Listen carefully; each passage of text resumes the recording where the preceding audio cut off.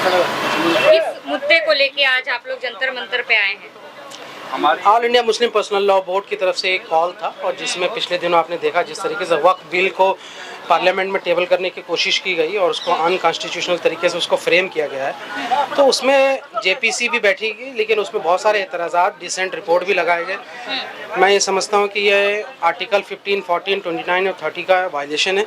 Religious minorities के protection और उसके संस्थानों की यहाँ से एक वायलेशन करने की कोशिश सरकार किसी न तरीके से जो है हथकंडा अपना रही है ताकि इस बिल को पास कराया जाए एन केन प्राकृतिक तरीके से, लेकिन ये मनमानी नहीं चलेगी।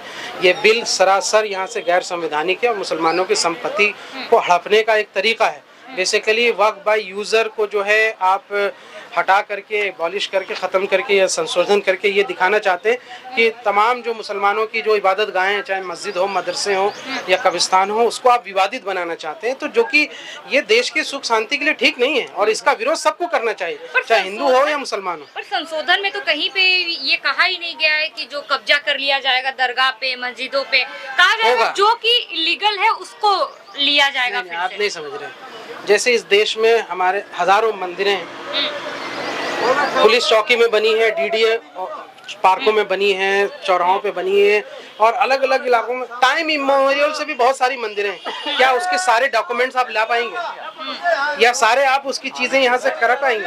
वक्फ बाय यूजर ये होता है जो टाइम मेमोरियल से जो यहाँ से जो रिलीजियस स्ट्रक्चर बने हुए हैं उसकी यथास्थिति बनी रहेगी और प्लस उसका जो रेगुलेशन है वो वक्फ के जरिए से। आप उसको क्यों यहाँ से डीरेगुलराइज करना चाहते हैं?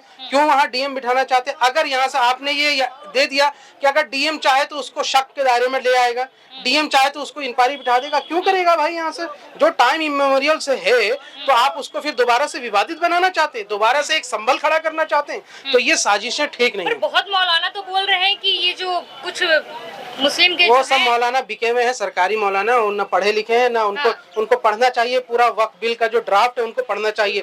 39 पॉइंट का जो ड्राफ्ट है उनको पढ़ना चाहिए। जब वो पढ़ेंगे तो समझ में आ जाए। और बहुत सारे लोग शायद ना पढ़ते लिखते भी है नहीं है और पढ़ लिख कर भी अनजान बने बैठे हैं क्योंकि उनको सत्ता की मलाई खाना, उससे कोई फर्क नहीं पड़ेगा। ऐसे लोगों को मुस्लिम समाज के अंदर कोई वर्चस्व नहीं है। मुस्लिम समाज के अंदर जिसकी स्वीकृति है आप उसी को तो मानेंगे। All India Muslim personal law board के पास या फिर जितने लोग आज यहाँ आए थे, आप देखिए तो समाज में उनकी कितनी स्वीकृति है। दबाव बनाने के लिए सरकार पे क्या एक्शन लेने जा रहे हैं आप लोग? देखिए जो संवैधानिक व्यवस्था यहाँ से कर रखा है, जैसे किसानों को अपना अधिकार है यहाँ से इस पे हक, तो हमें भी अधिकार है और हम मुझे लगता है कि एक कंक्लूजन की तरफ हम जाएंगे। सीएनआरसी के दौरान कंक्लूजन नहीं था बिकॉज कोई एक ऑर्गेनिक प्रोटेस्ट था और कहीं ना कहीं उसमें एक लीडरशिप की कमी थी।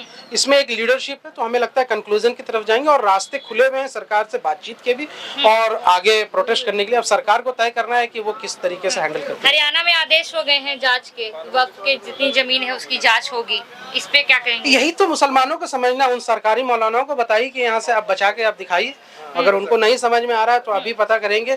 तो ये जितनी जो मस्जिदें, दरगाहें हैं धीरे धीरे विवादित बनती जाएगी। वहाँ पे भगवा संगठन जा करके अपना यहाँ से ड्रामा करेंगे, फिर वो हिंदू मुस्लिम विवाद पैदा होगा, फिर वहाँ पे आप फोर्स लगा देंगे। जो आमतौर पर नमाज पढ़ने जाते तो दोबारा नमाज नहीं पढ़ने जा सकेंगे, हंगामे होंगे, दिन भर टेलीविजन चैनल पे तमाशा होता रहेगा, हिंदू मुस्लिम की नफरत होती जाए। यही तो बीजेपी चाहती है और क्या होगा? फिर से शाहीन बाग जैसा प्रोटेस्ट देखने को मिलेगा? मैं नहीं कहता। शाहीन बाग एक बार हो गया, इतिहास में एक बार हो गया, हमने भी किया। 104 दिनों तक हम शाहीन बाग आंदोलन के हिस्सा रहे और हमने ने कहा है कि लेकिन गली गली चौराहों पे एक शाहीन बाग बनेगा अगर बिल वापस नहीं लिया गया तो।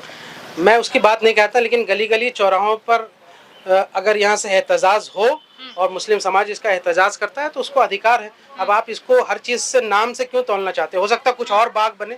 पर क्या इतनी बड़ी बात है कि कुछ लोग जो है मुस्लिम समाज के वो मरने जीने तक को तैयार है, मरने मारने को तैयार है। कि हम जहाँ इसका प्रोटेस्ट करेंगे उसका नाम है संविधान बाग। हाँ, संविधान बाग बनाने चाहते हैं हम, जहाँ पे देश के हिंदू, मुसलमान, सिख, ईसाई सब आ करके हमारे साथ खड़े होंगे और इस काले कानून, इस वक्फ बिल का प्रोटेस्ट करेंगे। आप भी खड़े होंगे? हिंदू समाज भी इसको सपोर्ट करेगा। मैं सबसे पहले न्योता आप ही को दे रहा हूँ। इंशाल्लाह आप आइए और हमारे सपोर्ट में खड़े हो जाइए। अगर देश की सुख शांति समृद्धि चाहते हैं तो सरकार के ऐसे हथकंडों को रोकना चाहिए। और मुझे लगता है कि ये मुद्दा, ये जो सरकार भड़काती है या उनके लोग कि भाई ये हिंदू वर्सेस मुस्लिम है, हिंदू वर्सेस मुस्लिम कुछ नहीं है, सरकार और एक समाज के बीच है, तो भाई उसी के बीच में रहने दीजिए। फिर इसमें दो समुदाय का मुद्दा ही नहीं है। जमीन हमारी, जमीन हमारे अब्बा की, हमारे दादा की, फायदा उठाएगा उसके पोता उसका या उनके मुसलमान यहाँ से समाज। तो जब जमीन भी उनकी, फला बबूत भी उनका, तो फिर आपका क्या काम? हमारे अंगने में कह रहे तुम्हारा क्या काम है? तो हिंदू संगठन यही तो बोल रहे हैं, जब पेपर है तो दिखाने में क्या दिक्कत है? ये ड्रामेबाज है, इनका कुछ नहीं। कहाँ मैंने सुना था कि गाजियाबाद से कोई यहाँ से, क्या नाम है, नीला चौधरी, क्या नाम है उनका, पिंकी, क्या रेड, हाँ वही पिंकी, काला पिंकी जो भी है ये सब। तो ये सब लोग कह रहे हैं कि हम आएंगे, यहाँ आएंगे। हम तो खड़े हैं सुबह से, और हमारे एमआईएम के कार्यकर्ता भी खड़े हैं सुबह से स्वागत समारोह करने के लिए माला लेकर के। कहाँ आए सब बताइए?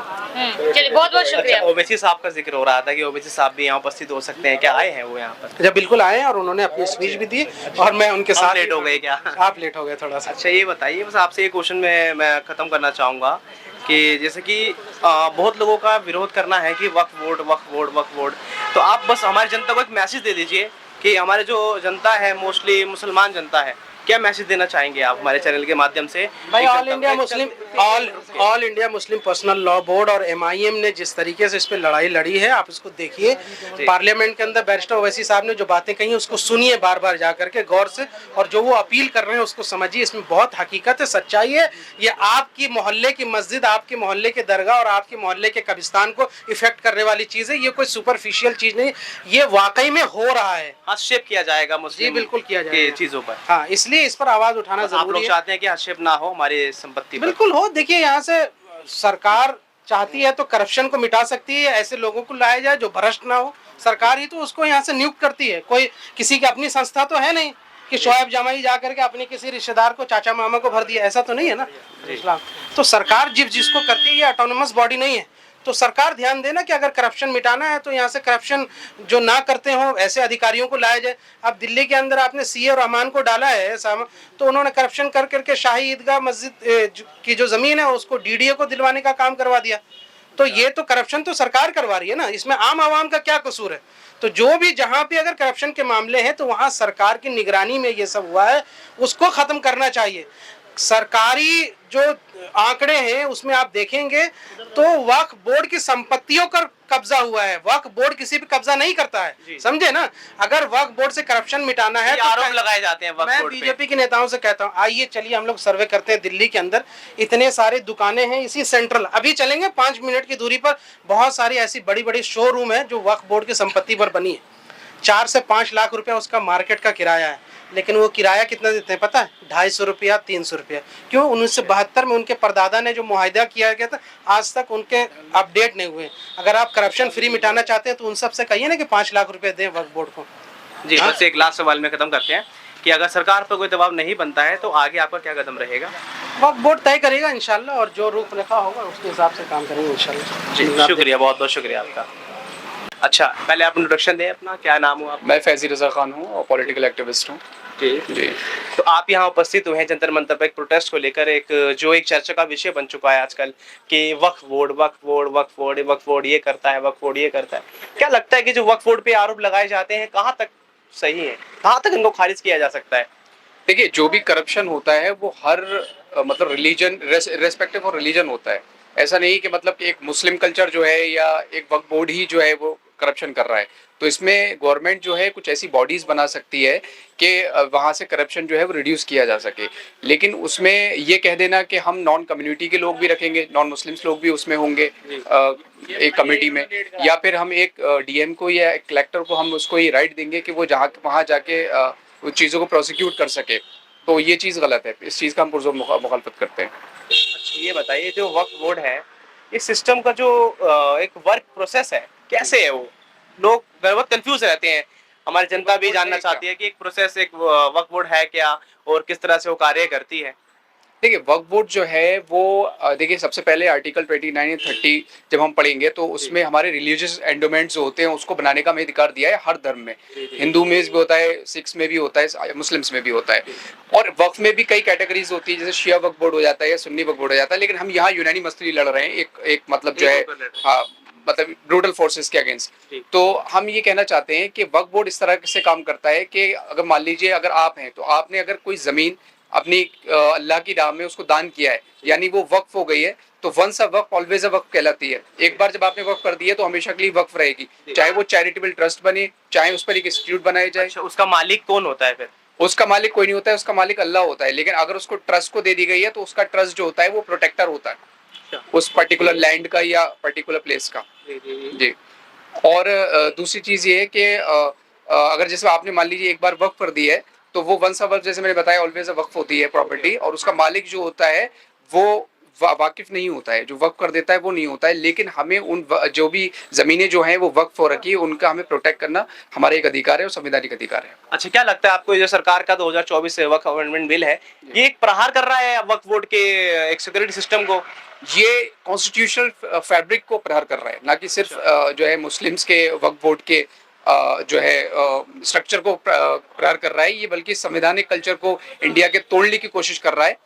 आर्टिकल 19, आर्टिकल 25, आर्टिकल 29 एंड 30 का वायलेशन है, और बहुत काफ़ी हद तक वायलेशन हो रखा है। यहाँ पर हम पुरजोर तरीके से मुखालफत करेंगे। जिस तरीके से CNRC में मुखालफत की गई थी उसी तरीके से इस बिल का हम संवैधानिक मूल्यों के अंतर्गत रहते हुए इसको अगेंस्ट बात करेंगे। आप लोग रोजा रखकर यहाँ पर उपस्थित हुए हैं, आप सभी का रोजा था, तो आप भी बता सकते हैं कि कहाँ से लोग इस प्रोटेस्ट में भाग लेने आए हैं, उपस्थित हुए हैं? काफ़ी जगह से वक्फ बोर्ड की बहुत सारे स्टेट्स में वक्फ बोर्ड है। All India Muslim personal law board है हमारा, एक जो सेंट्रलाइज्ड एक बोर्ड होता है वक्फ का। उसमें हमारे साथ यूपी से भी लोग हैं, बिहार से लोग हैं, दिल्ली से तो लोग ही हैं, कई स्टेट से लोग आए हुए हैं, साउथ से लोग आए हुए हैं, केरला से आए हुए हैं लोग, कर्नाटक से लोग आए हुए हैं, साउथ ईस्ट से लोग आए हुए हैं। अच्छा, क्या मुख्य मांगे क्या हैं, आप ये बता दीजिए। मुख्य मांग यही है कि देखिए, पहली बात तो जो भी हस्तक्षेप आप कर रहे हैं किसी कम्युनिटी की एक पर्सनल लॉ में, पर्सनल लिबर्टी, पर्सनल लॉ में आप हस्तक्षेप नहीं कर सकते, गवर्नमेंट नहीं कर सकती। जैसे कि ट्रिपल तलाक में किया था, ठीक है, चलो वो हो गया, लेकिन ये एक मुद्दा एक अलग है, तो इसमें हस्तक्षेप आप नहीं कर सकते। हमारी डिमांड ये है कि पहली तो आप ये है कि नॉन मुस्लिम जो लोग, इसमें आप एक प्रोविजन डाल रहे हैं कि वहाँ मेंबर्स होंगे उसके, तो वो उसकी पुरजोर मुखालफत है। दूसरा ये कि अगर आप, ठीक है, अगर आप करप्शन को रिड्यूस करना चाहते हैं या उसको कर्टेल करना चाहते हैं तो आप कम्युनिटी से बात कीजिए। जो हमारे रहनुमा है, हमारी जो हर पार्टी से, हर बोर्ड से, हर जो है एंडोमेंट के जो लोग आपने बिठा रखे हैं, पार्लियामेंट में भी हमारे जो रिप्रेजेंटेटिव्स हैं, उनसे एक बात कीजिए, और एक उसकी कमेटी बनती है। अभी जॉइंट पार्लियामेंट्री ये कमेटी जो बनी है, इसमें भी ऐसा कुछ डिस्कशन हुआ नहीं है, इसमें गवर्नमेंट ने अपना ही वीटो पावर को जो है फॉरवर्ड किया है।